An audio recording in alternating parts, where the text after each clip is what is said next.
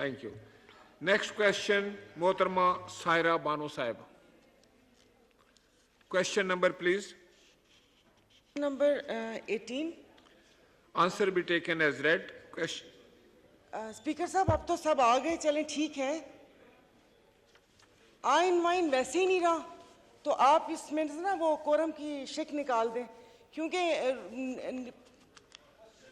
मतलब 20-25 लोगों ने नहीं, क्वेश्चन आज सही है, कोरम कहाँ है सर? रोजे का टाइम है, हर कोई उठकर आया हुआ है यहाँ पर, जो सोए हुए फिर जो है नहीं यहाँ पर, फिर उनका क्या किया जाए? कोरम यहाँ पर हो, कौन सा बड़ा काम कर रहे हैं यहाँ पर, मुल्क को आसमान तक लेके चले गए हैं कहाँ पर वजीर? बुलाएं उनको। सर किधर हैं? क्वेश्चन सर सवाल यही है, इस सवाल की डिटेल बता दें।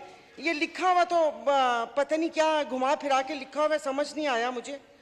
और ये अभी जो कर्जे लिए जा रहे हैं और ये जो अभी IMF से हुए हैं, तो उसमें ताखीर क्यों है? और दूसरा ये कि जो 50 रुपए का पेट्रोल बढ़ाया था, तो कम से कम उनसे पूछ तो लेना था। मतलब जो चीज़ इंसान के हाथ में नहीं है वो पकड़ के आप लोगों ने टीवी और सोशल मीडिया पे चला दी कि गरीबों को पेट्रोल मिलेगा। उन्होंने बोला बेटा रुक जाओ, पहले पूछा है हमसे। तो उनको भी यहाँ पर बिठाया करें ताकि हमारे सवालों के जवाब वो दे सकें। मुझे 50 रुपए पेट्रोल का बता दें।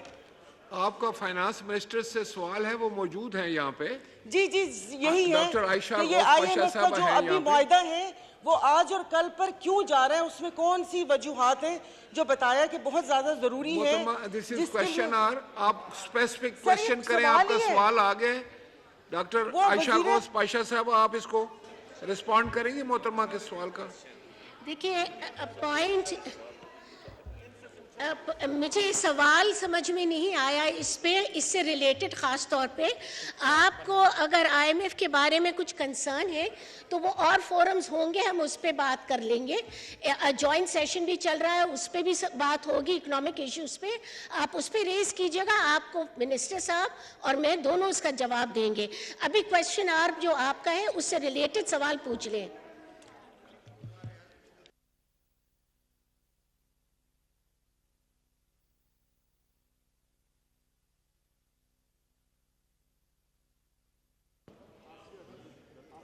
आसिया अजीम ऑन सप्लीमेंट्री। मेरा एक सप्लीमेंट्री सवाल है कि डेट लिमिटेशन एक्ट के तहत जब आप GDP से 60% कर्जा लेते हैं बाहर से, तो फिर आपको पार्लियामेंट को ऑन बोर्ड लेना होता है। हमारा कर्जा 80% से ज़्यादा हो रहा है, तो क्यों नहीं पार्लियामेंट को ऑन बोर्ड लिया जाता ये कर्जा लेने के लिए? आयशा गौस पाशा साहब। शुक्रिया स्पीकर साहब। देखिए पॉइंट ये है कि इस वक्त हमारा ज़रूर सबमिट भी हुआ है, 73% है debt to GDP ratio. Point ये है कि पार्लियामेंट को तो एग्रीमेंट में लिया जाता है, पार्लियामेंट ही तो बजट एक्सेप्ट करती है, अप्रूव करती है, इस पे डिलिब्रेशन होती है, उसमें डिटेल में बजट में बताया जाता है कि रेवेन्यूज़ कितने हैं, एक्सपेंडिचर्स कितने हैं, नतीजे में डेट कितनी होगी। ये सब चीज़ें तो पार्लियामेंट को ऑन बोर्ड ली जाती हैं और पार्लियामेंट से बजट अप्रूव होता है। एक दूसरा, फिर जो इंटर्म रिव्यू होता है वो भी प्रेजेंट होता है, और जो फिस्कल स्टेटमेंट होता है वो भी पार्लियामेंट में सबमिट होता है। So parliament is totally taken on board and your approval is sought at the time of incurring of debt, जब हम डिबेट होती है बजट पे प्रॉपर। प्रेस करें बटन, ये वो लेना चाह रहे हैं सामने। मोहतरम मौलवी महमूद साहब ऑन सप्लीमेंट्री प्लीज।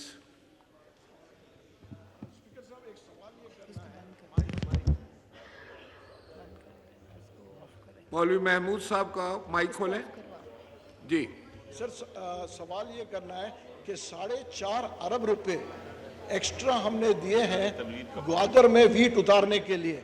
तो मेरा सवाल ये है कि जब कराची में 4.5 अरब रुपए की बचत हो सकती थी, तो ग्वादर में ये गंदम क्यों उतारा गया, जबकि वहाँ पे ड्राफ्ट भी कम है और वो जो है जो पोर्ट है उससे कोई मुल्क को भी कोई फ़ायदा नहीं है, क्योंकि वो उस पोर्ट का 90% रेवेन्यू जो है चाइनीज़ के पास है। यही सवाल है। Thank you. मोहतरमा डॉक्टर आयशा गौस पाशा साहब। स्पीकर साहब, ये सवाल का इससे रेलेवेंस तो नहीं है। इस वक्त हम डेट पे बात कर रहे थे। आप पूछ रहे हैं कि गवादर में क्यों उतारी गई वीट, जबकि उससे थोड़ा सा चार्जेस ज़्यादा है। इसका सवाल मैं आपको सजेस्ट करूंगी ये क्वेश्चन पुट अप कर दें, हम आपका प्रॉपर जवाब इससे पता करके आपको दे देंगे कि exactly what were the reasons. One reason obviously is we want to take Gwadar port forward also, और उसमें भी एक्टिविटी आगे करनी है, लेकिन बेस्ट ये है कि अगर आप इसको एक अलग सवाल बना ले, उसका प्रॉपर जवाब दें। Okay, thank you.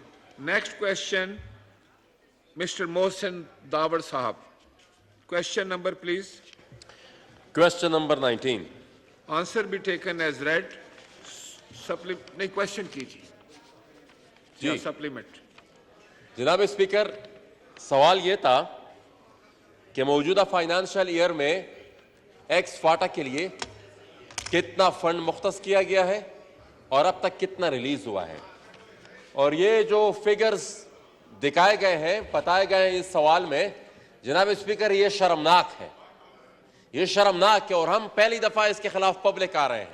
ये पिछले 1 साल से मुसलसल हम प्राइम मिनिस्टर साहब से भी मिले, वो भी हमारे साथ वादे करते रहे, एहसान इकबाल साहब से भी मिले, वो भी वादे करते रहे हमारे साथ, लेकिन अभी तक आप खुद अंदाजा लगा लें जनाब स्पीकर ये किसको धोखा देने की कोशिश कर रहे हैं।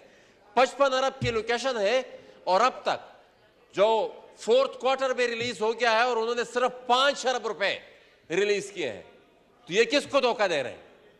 ये जनाब स्पीकर आप पिछले 15-20 साल के जो बजट फिगर्स हैं ये निकाल कर देख ले, इतनी कम एलोकेशन, इतना कम रिलीज कभी नहीं हुआ। पिछले साल जो इंतहाई जब कहा जाता था कि 4th क्वार्टर रिलीज पीएसजीपी की बिल्कुल हुई ही नहीं, उसमें भी 40 अरब रुपए रिलीज हुए। इस दफा 5 अरब रुपए सिर्फ रिलीज हुए। क्या यह मजा का खेज नहीं है?